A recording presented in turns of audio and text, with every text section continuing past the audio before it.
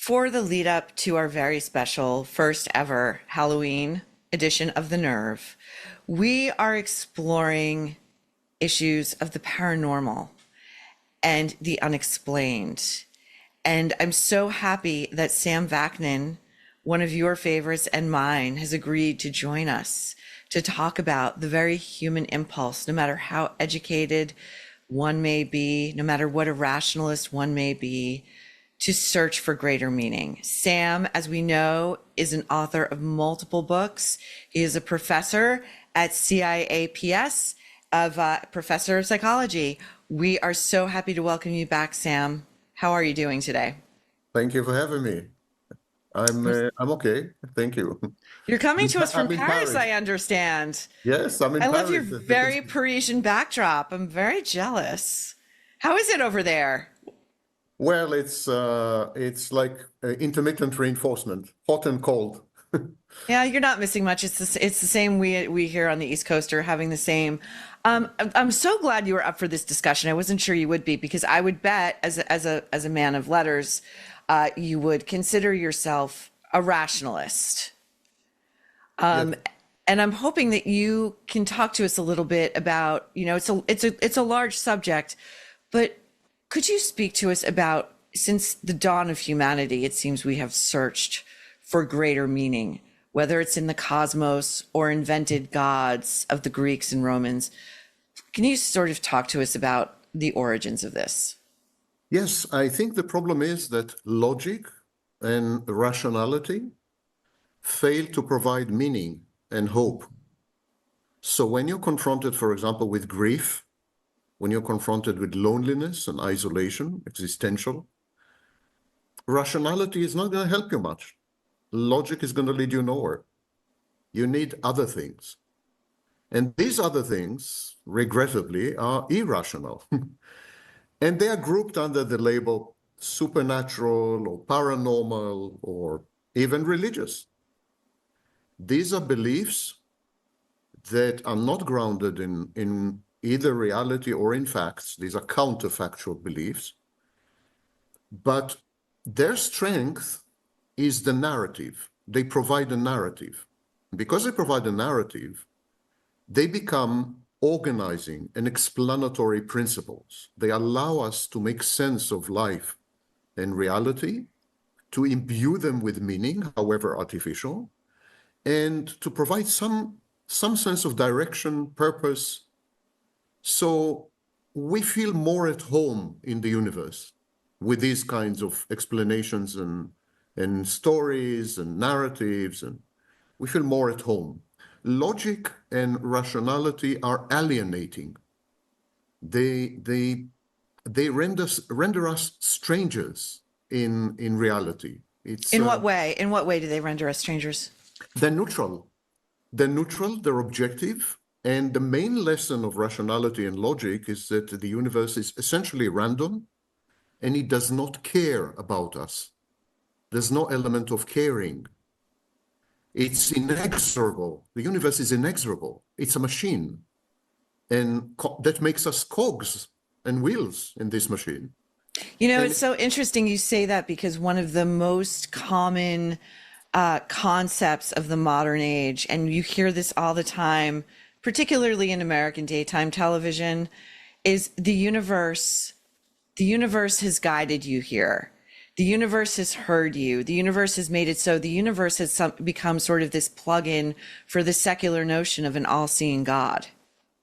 Why do you Well, think that's happening right now? it's a combination of grandiosity and magical thinking. The belief that the universe cares sufficiently about you to guide you. I find it delusional, to use a British understatement. And also it involves magical thinking. Magical thinking is the infantile belief that your thoughts or wishes, if they're strong enough, powerful enough, can affect change in Oh, this reality. is the other concept we now call secularly manifesting. Yes, You wish hard enough in for it, it will become true. law of attraction, the secret, all these things. They imply that your internal reality has external outcomes, that by wishing or by thinking or by willing, you could affect change in reality. You could rearrange it to cater to your needs and promote your ambitions and so on and so forth. But with your kind permission, I would like to delve a bit deeper into the psychology of the paranormal. Oh, yes, please. If I would if you love wish. it. Okay. Sam, I would love nothing more. You're speaking my Okay, well, language. Let's do it. I mean it. I'm not being facetious. Please go. first of all, historically, the distinction between normal and paranormal Mm-hmm. would have shocked men of science well into the 19th century. Okay. They didn't see any difference. They didn't see any difference or any distinction Between the between normal normal and the and paranormal. paranormal. Yeah. I mean, Newton was an astrologer and an alchemist, I did for not know example. that. I did not know that. Yeah, he spent most of his career as an alchemist and astrologer, actually. Physics Wow. was a byline, a hobby. Wow. And this is only one example. Well into the 19th century, there was a separation between science and all the rest. And both realms of existence were considered equally valid and equally important to the meaningful and full and rich life of an individual. Mm-hmm.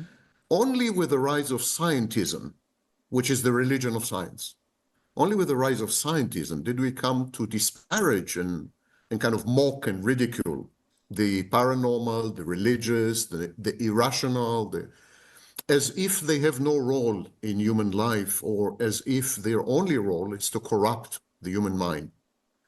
That is expressly untrue.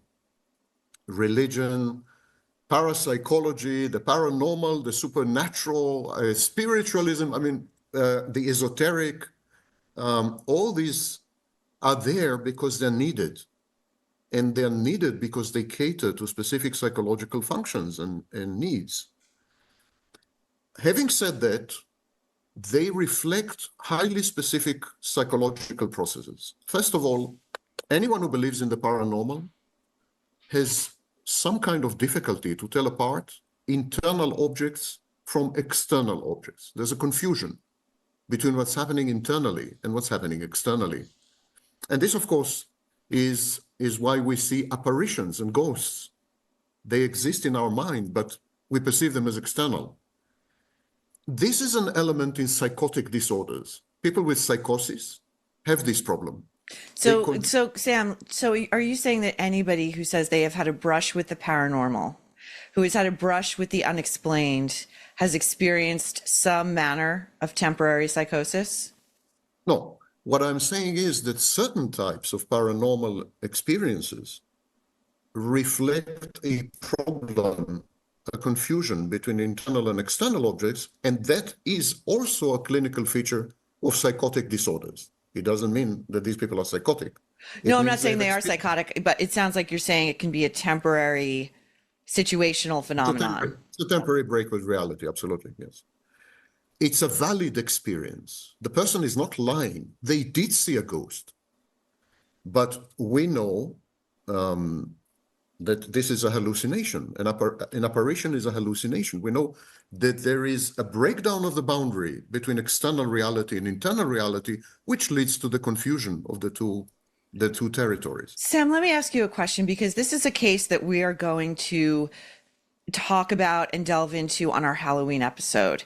And this is an isolated case, but there is a documented story and video, audio, literature, what have you, of a young girl, I believe in the 1980s. So this is before the internet and before one could have their fantasies augmented by such a thing, who at about the age of 5 years old reported playing with a couple of men who were in their 50s. She could name them. She could explain what they looked like. Nobody else saw them. It turned out these men were deceased. They had lived in the house next door. She had all of the factual biographical details of their lives correct. How would you explain such a thing? Can science explain such a thing? I don't know the particular case, but I can make two general comments. Okay. Most children have imaginary friends. Right. These imaginary friends disappear in adulthood, but they fulfill very important roles They're known as transitory objects.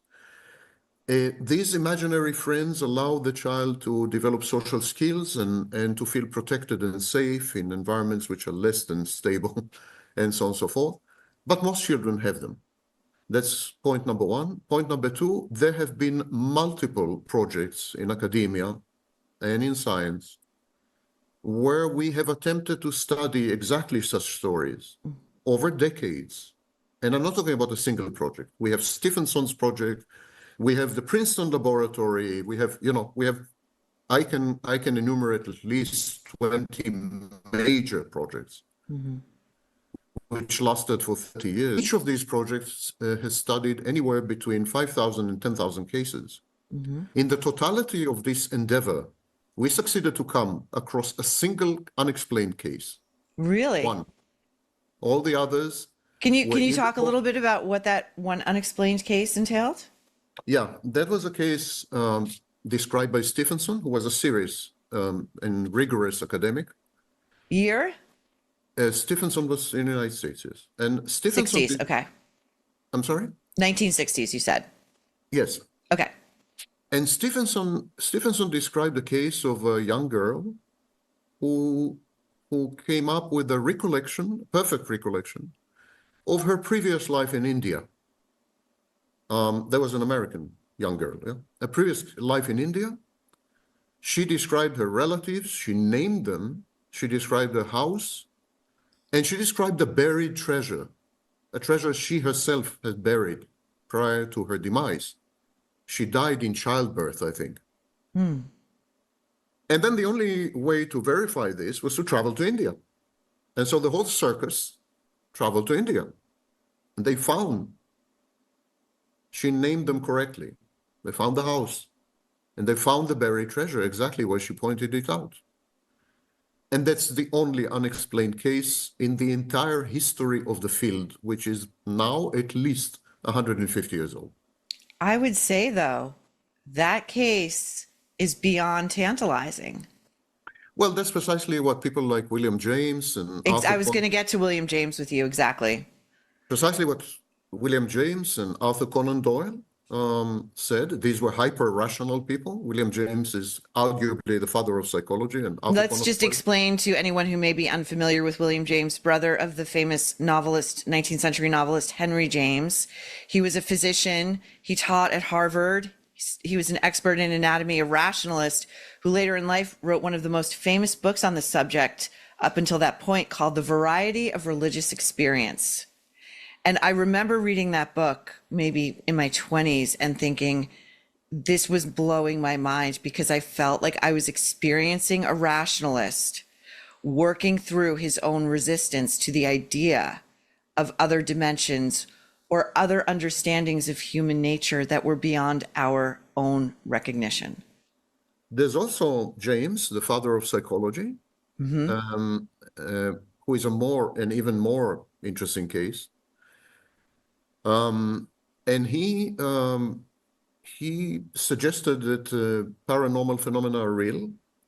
Are real. He developed this belief or belief system following the death of his only son, Herman. And very often, these conversions on the way to Damascus take place after a period of grief, in the wake of some grief. So we have Arthur Conan Doyle, who lost his son in the First World War, the father of Sherlock Holmes. Yeah. Yes, yes. And Arthur Conan Doyle became a spiritualist in the wake of this experience, the loss of his son. So did James. And James said that if there is a general maxim that all swans are white, and then there's a single black swan, that is enough to falsify the maxim.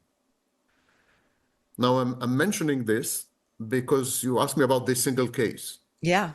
This single case has not been explained. And I find it difficult to think of a way to explain it, to be honest. And in itself is sufficient to falsify the paradigm that the paranormal is wrong. Thank you. I was thinking the same thing, but I didn't want to say it. I was thinking the exact same thing. it's a curious case which challenges many, many underlying assumptions regarding many, many things. Well, I just want to say you mentioned at the beginning of the conversation, and I love this phrase, the religion of scientism. The Yeah. idea that scientism, this idea that we explain everything through known laws of physics and medicine, biology, the known world, is in itself a religion, even if said adherents consider themselves atheists. No, no, no. They do belong to a religion. I want to show a clip of the very famous neurologist Oliver Sacks, who has since passed, being asked about what he thinks about the paranormal and the idea of dualism, the idea that the body houses the soul and those two things live together for a time but are separate entities that divide upon death. Let's take a look. Do you find, I mean, is there a mind-body dichotomy, or are we just one set of physical organisms?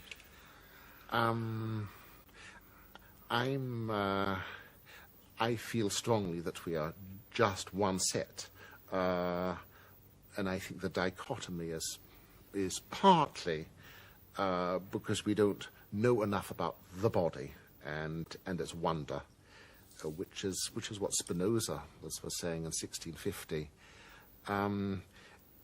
Many physiologists are dualists. Sherrington, who was the greatest physiologist of all, was a complete dualist, and but I tend to think that there will be one day a biology of consciousness and of sensibility which will not be reductive, and will allow all the fullness of life as we know it. And will explain all? Will illuminate all. There's something always reductive about explanation. So I'll talk about what struck me about that interview and then I'll give it to you. Oliver Sacks, indisputably a brilliant man. If you haven't seen Awakenings, that was his discovery and his research, is struggling to my mind. He is saying, I absolutely am not a dualist. I believe that there is one temporal existence and upon death we become nothing. But to me, and he references Spinoza, who thought differently as early as 1650. He seems to be struggling. And that to me humanizes him. That to me says, I may be a man of medicine, but I cannot in my delivery and my comportment say, I 100% believe this to be the case. What are your thoughts, Sam? Science is a method of inquiry. Science is not about finding answers. Science is about asking the right questions. All the answers of science are false and will always be false. That's why science constantly improves upon itself. That's why we no longer adhere to theories which were, the best of trade. Or best of trade, I love that. Or the state of the art in the 17th century or the 18th century. They're no longer valid, yet they were highly scientific at the time. The belief that science is about coming up with life and so on is a complete misunderstanding of science. The process of science is querying the universe in a way which would tantalizingly provide temporary answers which would then be disproved. This is not Sam Vaknin. This is Karl Popper, who came up with the idea of falsifiability. He said that scientific theories cannot be verified. They can only be falsified. He was right, of course. And so whatever it is that Newton has said is still valid, but there is a theory which is much more valid, which is Einstein's, which will be 100% falsified in 100 years' time. You think so? No doubt about this. Not the beginning of a doubt about this. It's already partially falsified by quantum Which mechanics. theory are you speaking of? Are you thinking of the theory of relativity? What are you thinking of? Yeah, his theories, all his theory. There's no scientific theory that survives the test of time. Science is a succession of falsehoods. not a succession of truth or facts. It's a common mistake. Laymen think this way. Laymen say, oh, science is going to give us the answer. No way. However, science can teach you what questions to ask and which questions are not legitimate. So science is about legitimizing discourse and delegitimizing other forms of discourse. Science is about language, not about reality. I love that you're saying this because I feel that we as lay people, no matter how much we read or how much we listen to minds such as yourself, the message we get from the scientific establishment and anybody who's had dealings with the medical establishment, 99% of the time you're going to be dealing with someone who says, I know best. This is factual. This is settled science. Settled science. Yeah. And we live in an age right now where questions are being asked and people who are asking questions are being told, you're an idiot. This is settled science. You say not so. Settled science is an oxymoron. There is no science that is ever settled. And the essence of science is to unsettle itself. The essence of the scientific method, scientific inquiry, and the scientific mind is to challenge, undermine, and falsify everything we think we know. This is not Wikipedia. This is not crowdsourcing. So, no, we are never going to end up with a stable article, as Wikipedians call it. We're never going to have a stable article. But I want to, with your permission, because I was beginning to explain the psychological underpinnings of the pursuit of the paranormal, but I want to kind of revert to something you have raised. Arthur C. Clarke, the famous author, science fiction. Yes. 2001. An inventor, by the way. I didn't know that. Yeah, he invented the satellite, among other things. Really? So Arthur C. Clarke said that a science which is sufficiently advanced would be indistinguishable from magic. And that is a very astute observation. It means that what we consider today to be the paranormal may well be 100 years' time. Maybe not all of it, but a sliver of it, a fraction of it, will, with absolute certainty, become science in due time. It is just that our science is imperfect and reflects our limitations right now. And to assume otherwise is hubris, it's grandiose. The paranormal is a set of experiences. And we are confusing the question of validity. While it is legitimate to challenge the objective external existence or external validity of these experiences. For example, it's legitimate to say ghosts don't exist. Experience of having seen a ghost. That is a valid, real life phenomenon. So the paranormal is real. The only question is, where is it taking place? Out there or in here? But it's absolutely real as this table or this laptop or whatever. You know, so there's this question of magic versus science. Yeah, no, I love your marrying of that. Yeah, go on. Maybe one more comment and then a suggestion. The next comment I want to make, and I'll try to be as brief and as colloquial as I can. The next comment I would like to make is that there are some questions, the answers to which we are never going to find, because in principle, these questions are unanswerable. And they're known in mathematics as undecidable propositions or undecidable theorems. Let me give you two examples of such questions and why it is a colossal waste of time to discuss them even. Does God exist? And the other question is, what is consciousness? These are the kind of questions that in principle cannot be answered. Therefore, any discussion of these questions is non-scientific. That means that science, the ability of science to generate temporary false answers, mind you, we call them asymptotic answers. The ability to generate these kind of answers is highly limited. There are things that science cannot query, cannot help us with. The meaning of life. Does God exist? What is consciousness? Is it real?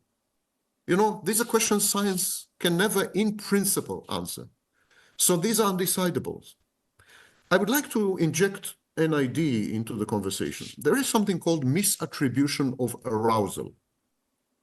Misattribution of arousal is a psychological phenomenon where something is happening in your body.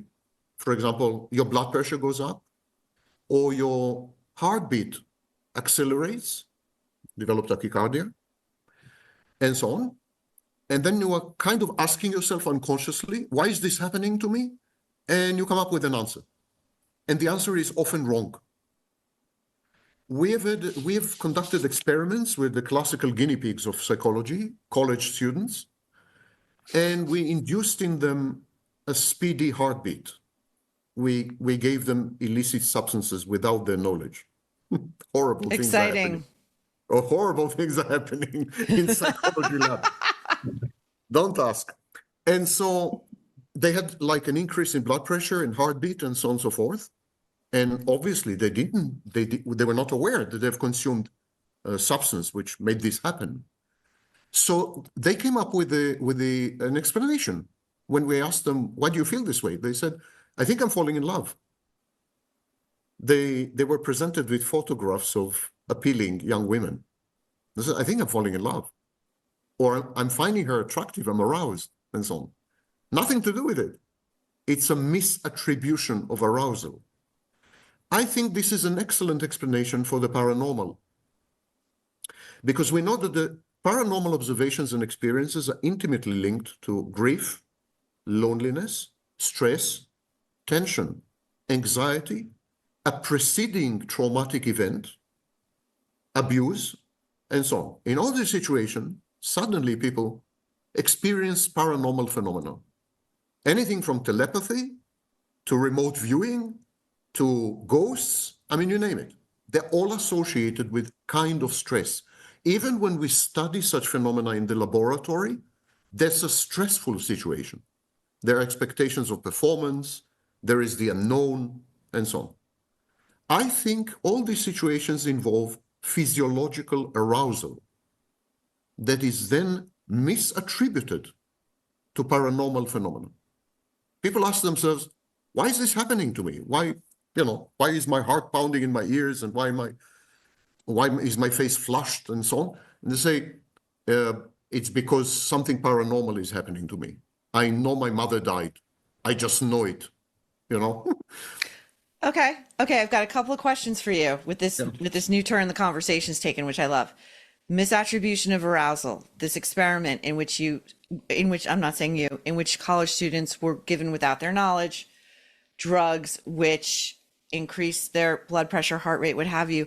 Would you not say that that is not giving the subject all of the information? Because without the knowledge of that drug in their system, what are they to do but react to stimuli that is deliberately placed in front of them and attribute that physiological reaction? Number one. Number two, my question would be, is there an argument to be made that when a human being is in a state of crisis, perhaps the veil between our temporal world and what may be beyond our earthly knowledge somehow reveals itself? And thirdly, what do you make of, just curious as to your own suppositions, of those who would be in otherwise a state of rest? There are records of this all over the world, where an individual wakes up out of a dead sleep at the moment that a loved one has died. Could be thousands of miles away. You take it. I'll start with the third one. Coincidences happen, of course. Those would be a lot of coincidences, though. Not a lot, actually. You don't think so? If you look at the numbers, it's not a lot. But the recorded ones. We don't have millions of documented cases, or billions. Documented. That, I think, is the key word. I'm just going to push back a little bit. Even if we have missed a few, I don't think that's a widespread phenomenon. Okay. And it's definitely within the confines of statistical random probability. Definitely. Regarding the second question, I agree with you that the brain needs to be in an unusual state. So does Oliver Sacks, by the way. So does Christopher Hitchens. We'll get to him in 1 second. Yep. We all agree with you that the brain needs to be in an aroused state, in an unusual state, in order to experience paranormal phenomena. The difference between me and Hitchens and Sachs and others is that it is wrong to say, I think it is wrong to say that paranormal phenomena do not exist. They absolutely 100,000% exist. I have no doubt about this, because they're being reported by people. That makes them real. The only question then is, do they happen outside the body or do they happen inside the body? Are they brain artifacts or are they real objective things that are happening in reality? And there is a way to rephrase this. If we remove the observer, would we still have a ghost? That's the way to look at it. Someone who has seen a ghost, if we remove the observer, would we still have a ghost? We have a similar question in quantum mechanics. In quantum mechanics, we have a school, a dominant school of interpretation known as the Copenhagen interpretation. I'm a physicist, by the way. I have a PhD in physics. So the Copenhagen interpretation says that it is the observer that determines whether a certain particle comes into existence or not. And then the question becomes, if we were to remove the observer, would the particle ever come into existence? Is this a version of if a tree falls, Sam? The philosophical question? It's if a tree falls, or one And hand nobody's there to nothing, see it. Did it fall? Yeah. So, yeah, in a way, what is the role of the observer? Let's put it this way. I think what is good for the gander is good for the goose. What's good for quantum mechanics should be good for the paranormal, studies of the paranormal. The dependency on the observer. It's in science. It's already in science. We can't rebottle the genie. The genie is out. And now in physics, we're having debates which sound a lot like the debates spiritualist societies used to have in the 19th century. A lot. Metaphysical debates. And one of them is, what's the role of the observer? And so, for example, in the 19th century, there was a concept of ectoplasm, where the observer was able to manifest a deceased person, a ghost, a spirit, manifest the spirit, convert it into visible energy. And that was called ectoplasm. That's not much different to the basic interpretation of quantum mechanics, that the observer creates the world, in essence, creates elementary particles. I don't subscribe to the Copenhagen interpretation, let it be clear. I completely disagree with it. But it's the dominant school. That's the orthodoxy. It's the mainstream. So I think that if we go back to the basics of psychology, Sigmund Freud described something that he called oceanic feeling. He said, he and many others, Anna Freud, Mahler, I can give you a long list, they suggested that the infant is immersed in a symbiotic phase, a kind of merger and fusion with the mother. And the infant exits the physical womb when the infant is newborn, but exits the mental womb only 2 years later. Really? It takes the infant another 2 years to exit the symbiosis with the mother and to individuate, to separate and individuate. That is how a certain school of psychology looks at it. And so I think there's a lot of it in the paranormal. I think people need to go back to the womb. They need this oceanic feeling of connectedness, of being one with others, being one with reality, being one with the universe. There's a need to merge and to fuse. There's a need for symbiosis, because when you're in a symbiotic state, all your needs are taken care of. There is the afterlife, because if you're part of the universe and the universe is part of you, if you are inextricable, if you're indistinguishable, you're one and the same, then you will never die, obviously. You will never die. And so there's the afterlife. There's a lot of comfort. It's a form of self-soothing. And it makes you feel very safe. It affords a narrative stability. And it renders your life a lot more meaningful even I would say to some extent grandiosely meaningful, because you are part of a cosmic scheme and the cosmic fabric. So I think it has a lot to do with this oceanic feeling. So you are predestined or preconditioned to experience paranormal phenomena, then you experience a state of arousal, and you misattribute it to the paranormal. That's how I see it. It's a Yeah. trigger. Yeah, so this is before we play Christopher Hitchens, because I really want to talk to you about him, one of my all-time favorites. You're talking about the need to go back to the womb and to birth and the experience we all share. You know, in studying comparative religion, you know, all of the myths, all of the symbolism, it all lines up. And one of the theories regarding in Christianity and Judaism, the story of Noah's Ark, is that Noah's Ark is really, and similar myths in other religions, it's the collective unconscious of the trauma of being born. The Great Flood is the experience of being born, of exiting the birth canal in fluids and the afterbirth and all of that. What are your thoughts about that and how religion and either the paranormal or mysticism can converge or layer upon themselves? It was Carl Sagan who suggested that near-death experiences are actually a re-experiencing of birth. Really? Yeah, he said, you know, the light at the end of the tunnel is the light at the end of the birth canal. Just people re-experiencing the birth. I think there's another trauma in life, very early in life, which is substantially more traumatic than being born. Okay. And that is the trauma of realizing that you and mother are not one. The trauma of the breaking of the world, the huge schism, when suddenly you realize that you're not one with mother and the world, that there is something out there which is not you, that you are separate from the world, that there's a boundary between you and the world, and that you're pretty helpless to do anything about it or about the world.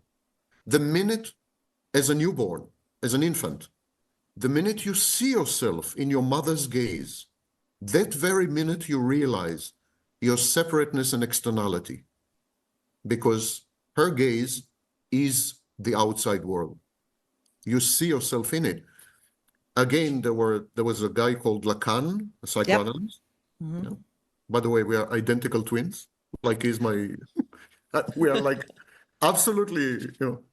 Anyhow, Lacan suggested what he called the mirror phase in human development. He said when the infant sees himself in the mirror or herself in the mirror, that's a major break, a major schism. I agree. Only I think it's not the mirror, not physical mirror, because in his work it's physical mirror. But we know that it would happen even in the absence of physical mirrors. I don't think it has anything to do with physical mirror. I think the first mirror is the mother. That's the first mirror. Mother, when I say mother, a caregiver, a maternal figure. Could be the father if the mother is not there. Yeah.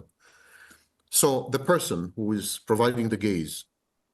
And I think what happens at that moment, we divorce the world. The trauma is immense because then you experience a solipsistic, existential, all-consuming solitude, which cannot be remediated and cannot be soothed and comforted, and which is life-threatening. It's dramatically ominous. And you are 2 years old, 18 months to be precise. Like, what can you do about it? Not much. So what do? You develop superstition. You develop an alternative world. You develop paranormal beliefs, fantasy, paracosm, imaginary friends. And in case the environment is abusive or truly traumatizing, you become a narcissist. You develop the false self. At any rate, you develop some kind of fantastic narrative that allows you the escape from reality, because reality has instantaneously become threatening through the mother's gaze. And the information conveyed that you're all on your own. That's it. You're alone, all alone. And so I think we want to go back there. We want to go to the pre-traumatic phase.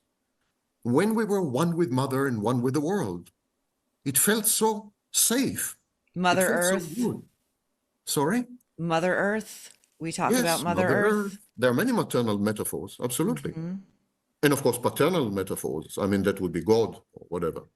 We want to go, Sure. we want to infantilize.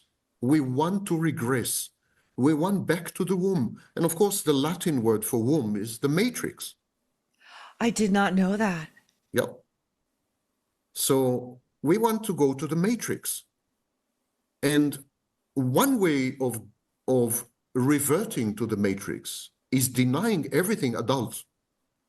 And whatever else you have to say about science, and I agree with many of the criticisms. Definitely, I'm a harsh critic of scientism.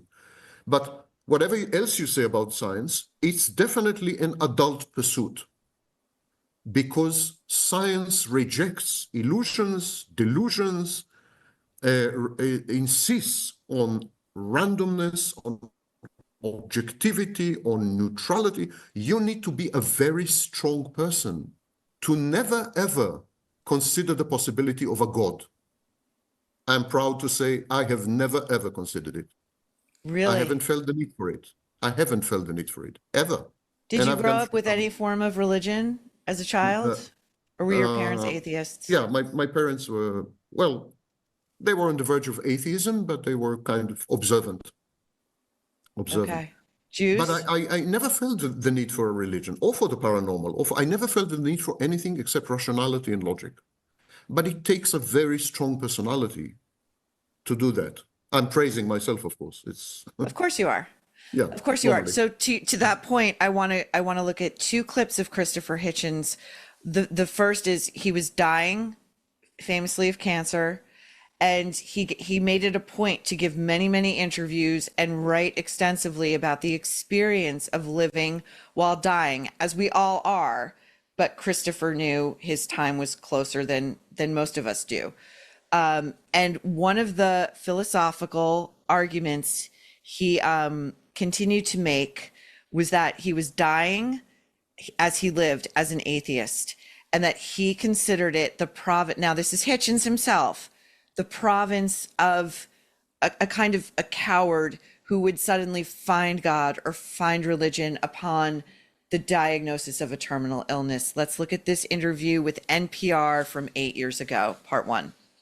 I'm here as a product of process of evolution, which doesn't make very many exceptions, and which rates life relatively cheaply. I mean, most human beings who've ever been born would have been dead long before they reached my age. And I would think in most of the rest of the world that, well, I know it's still true. So to have been relatively healthy till 62 is to have been dealt a pretty good hand by the cosmos, which doesn't know I'm here and won't notice when I'm gone. So that seemed the only properly stoic attitude to take. Now he says, as you said at the earlier part of the conversation, talking about the universe and our conversation about this current vogue of the universe has brought you to this place you have manifested. Christopher Hitchens plainly says, the universe doesn't know I'm here. And extrapolating, even if it did, it would not care. And here next he goes into his, and I thought this was really smart. You know, on the face of it, you might say this is a harsh reaction. This is anger, misdirected anger at his own terminal diagnosis, directed towards those who say they are praying for him. And he says, I want to understand exactly why you are praying for me and what is the point. If you are praying for my illness to somehow heal itself, that is a wonderful wish. It's lovely. It's irrational, but that I can accept. If you are praying for another outcome, and he's going to outline it here, I reject it. And I kind of love it. Here we go. Or a wish that I reconcile myself with the supernatural or the divine, which is a large part of it. I mean, I wrote back to some of the people, some of them in holy orders or running religious organizations. I said, when you say you're praying for me, do you mind if I ask what for? And a number of them said, quite honestly, not really for your recovery, but that you see the error of your ways. That you find God. Yeah. Now, I find that not as easy to be graceful about, because though it's put in a nice way, it's part of a phenomenon that I've always thought of as very disgusting, which is the belief of the religious that, which they keep expressing and have done for centuries, that surely now you're dying, your fears will overcome your reason.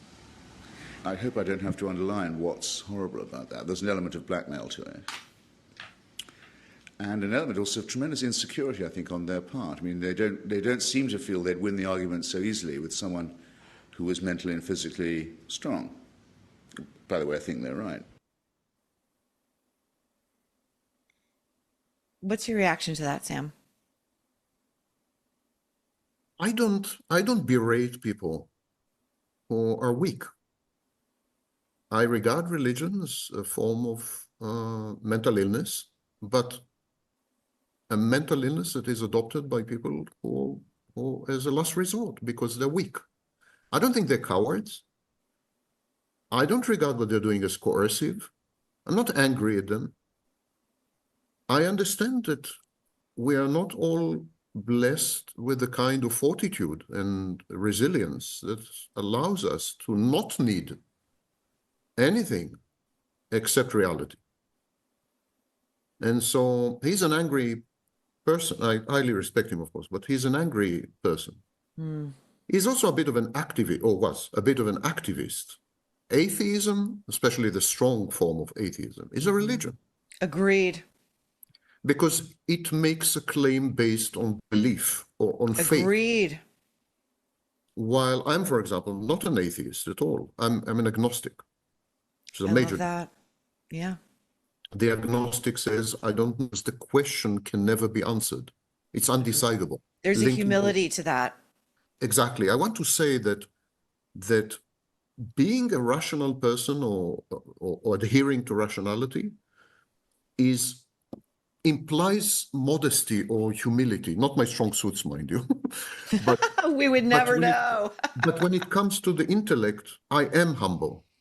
Intellectually, I am humble. I'm a very vain and narcissistic person, obviously, but otherwise, when it comes to the intellect, I am humble in the face of the universe, in the face of reality. I accept that the universe is indifferent, inexorable, random, uninterested in me. I don't apply to myself any privilege or special status. I don't think I can interact with the universe in any meaningful way whatsoever. I can query the universe, nor do I think that I will ever be able to obtain the correct answer, as opposed to vainglorious, hubristic scientists who are bad scientists. If you're vainglorious, if you have hubris, if you make absolute claims about your discoveries and about science, you're a seriously bad scientist. Science is a philosophy. It's a way of life. It's not a practice.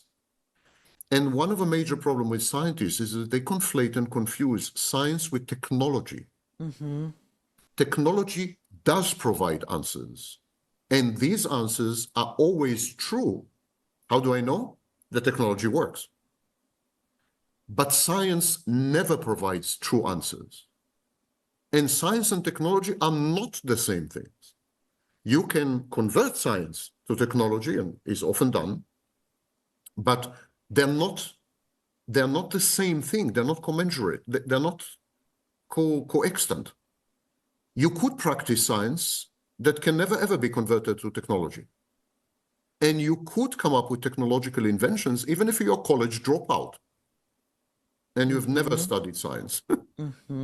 These are not the same things. And yet scientists conflate them, confuse them and say, you see, science works. No, science always fails. Technology works. And they're not the same thing. Therefore, to settle the question of the alleged paranormal phenomena, their objectivity, for example, their existence in reality, is not something that science can declare on.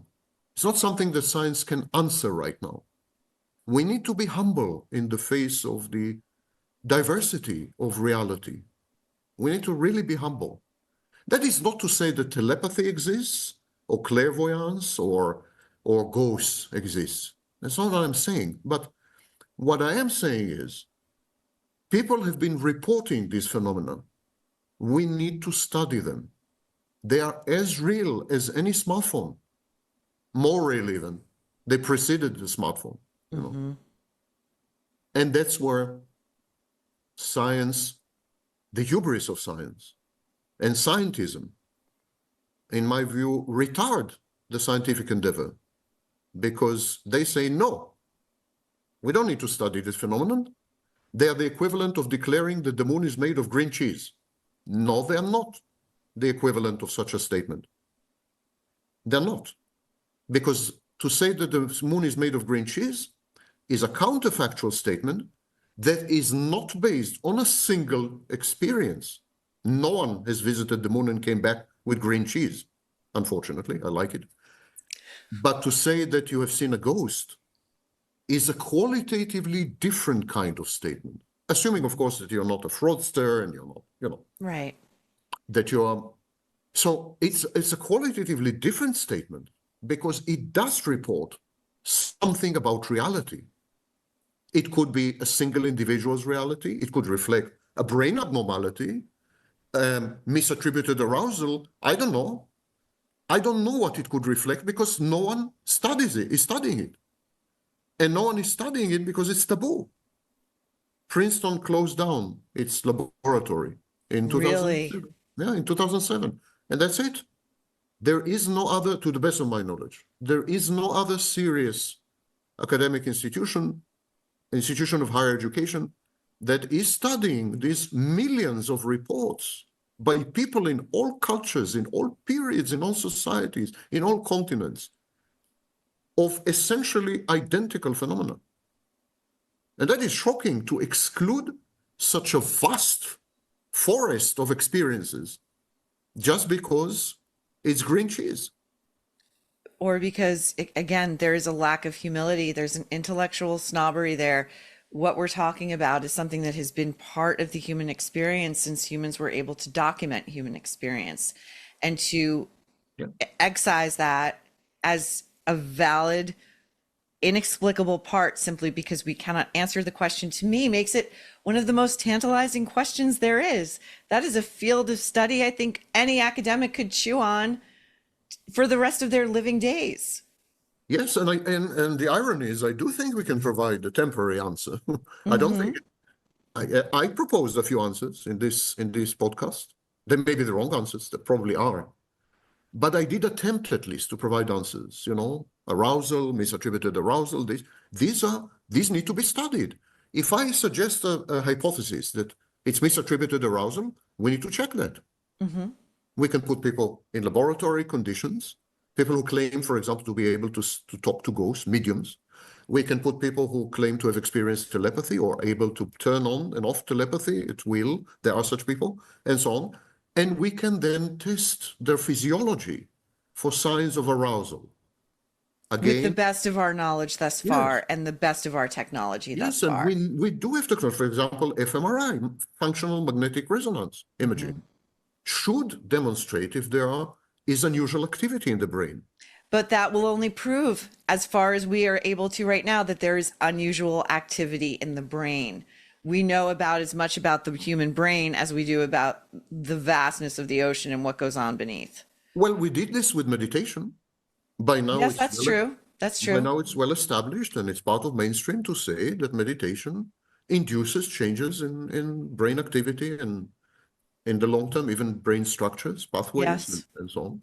So we've done that with meditation. And there was a long period where even this has been resisted.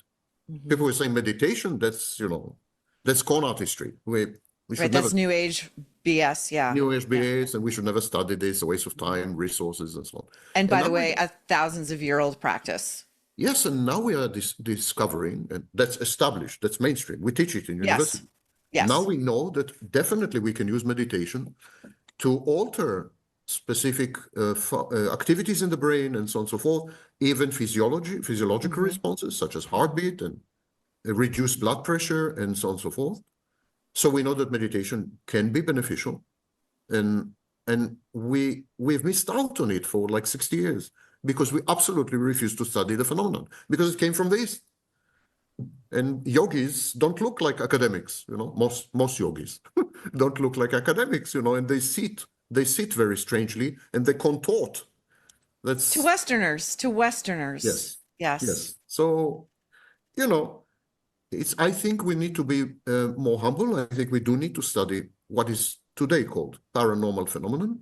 Maybe the phrases are unfortunate, paranormal, supernatural, this, that.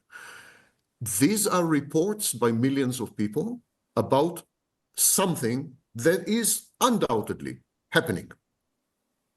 Same applies to UFOs. There are reports by hundreds of thousands of people about something that may be happening. My inclination is to believe that these are brain artifacts, that this reflects some problems with processing and so on. That's my inclination. I do not believe in the existence of ghosts or UFOs, not even remotely. Fascinating. But I may be wrong.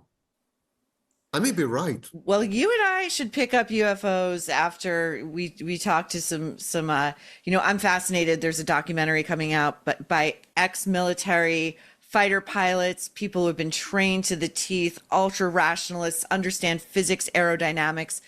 As you said, these reports we saw aircraft that could not be human made. It's wild stuff. It used to be the province of conspiracy theorists, tinfoil hats, and now it's part of real sophisticated discussion. And I love it. It just makes life more interesting. Needs to be studied. We should never, ever exclude anything human from study. There was a Roman saying, nothing human is alien to me. We should expand science to include everything humans report, everything humans observe, everything humans can measure, everything they cannot measure. We should expand science this way because only then we will become cognizant of the boundaries and limitations of science. As long as we pretend that science has all the answers for everything and that when science does not have an answer, there is no question, then of course we will have failed.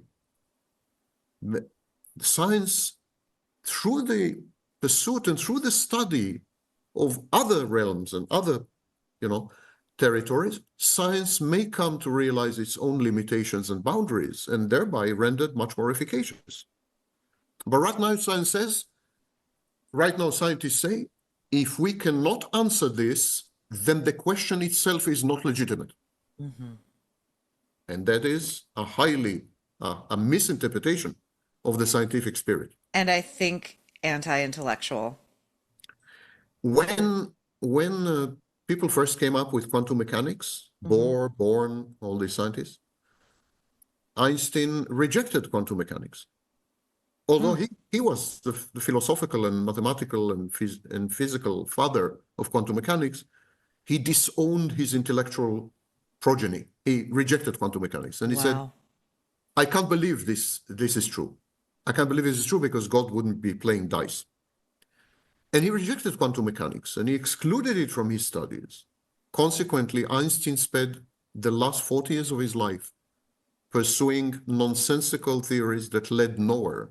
Wow. And he wasted the greatest genius that has ever walked the earth. He wasted his brain. He wasted his mind because he would not countenance another theory which to him appeared to be a kind of paranormal or supernatural theory because it implied action at a distance. It implied all kinds of things which he absolutely considered non-scientific. So Einstein said, if they come up with these ideas and these ideas are non-scientific, the ideas are not legitimate and the very query and quest are not legitimate and I'm not going to participate.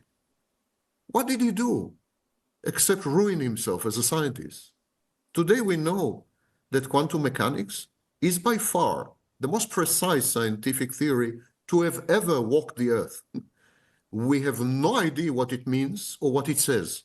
None. But it works. And so there are many debates and so on, and they're highly metaphysical debates. But it's a theory that works. Well, And I can think of no better object lesson and sort of place to leave it as that, because that really, I think, is the heart of the conversation we have been having. We don't know how it works, but it works. And we don't know how some of these phenomena can possibly be explained, but they're there. And so we need to inquire within. let me finish with a sentence. Yes, please. The worst way to tackle or consider a problem is to deny that it exists. That's the least efficacious way of dealing with it. And that's precisely what we're doing today with the paranormal. Say, we deny that it exists. But it exists. Of course it exists. Not in the real objective sense, but in people's experiences. Thank you, Sam. And you. I don't know if they celebrate Halloween over in France, but happy Halloween do. They and do. happy All Souls Day. See, it transcends cultures. It's Yes, human. it It's does. human. It does. Thank you, Sam, and we will see you soon back on the Nerve. Thank you Enjoy for having me. Paris. Take care.